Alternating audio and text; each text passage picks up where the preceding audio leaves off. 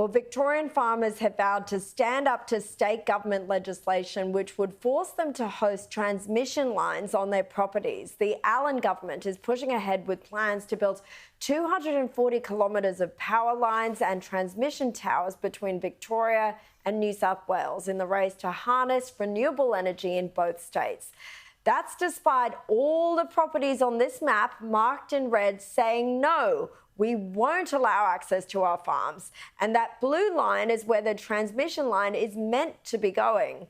One sixth-generation farmer, Ben Duxon, has promised to fight them at the farm gate, saying we're prepared and we're organised. And to be honest, there are people out here quite prepared to go to jail for this. They will not be getting access to our land. Meanwhile, the Nationals' deputy leader has revealed the opposition hasn't even come up with a deadline to reach a position on net zero.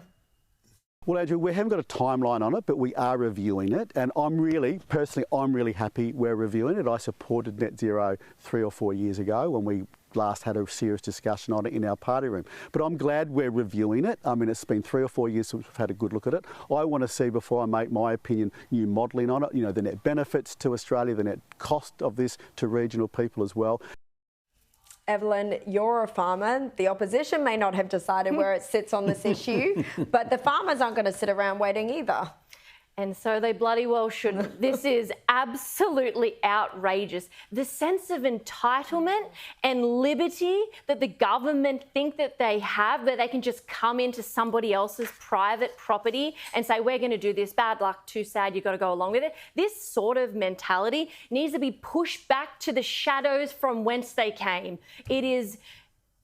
Honestly, they are lucky we are not in America with the Second Amendment, because I don't doubt for a second that if we had the Second Amendment, those farmers would be protecting their home and their castle. And it's only because we have such a daddy government that we have basically allowed this sort of, mind virus to creep in, where now the government say, you own the land, but actually you're just a temporary resident until I decide what we do with it. And the ludicrous part about this is, if it was actually energy that was beneficial for Australians, that did cut the cost in money, that was efficient, that actually worked, you would have farmers putting their hand up going, you know what, I'm more than happy for you to put a line through here in my farm, because that means I get more of a prosperous life. I can feed my family, I can feed my cows in a drought. But no, we are crippled by cost of living, by our taxes, by our outrageous energy and this stupid suicidal net zero.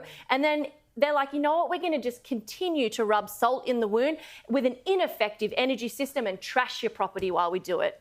Joe, outrageous. Any defence for this sort of... Yeah, I mean, obviously the government can, compulsorily acquire land and it has the power to do that. But just because it can doesn't, I think, mean that it should. And I'm a very boring pragmatist. I think inevitably there is a way forward. I was at a Bush summit in Tamworth, I think it was, where this was a really live issue a couple of years ago, and we talked to a whole bunch of people. There were stakeholders, there were farmers who were, who gathered out the front to protest about these things, and a lot of the energy providers said if they actually come, talk to the people, talk to the community, be a good corporate citizen, get involved in the community, make sure that farmers are compensated for whatever losses they incur, be that the ugliness of the transmission lines or any interference. But it's a bit like, remember there was that lock the gate movement as well, which had Conservatives and Greenies teaming up to stop all coal seam gas extraction. That's now, I think, broadly seen as a terrible mistake, where we've actually lost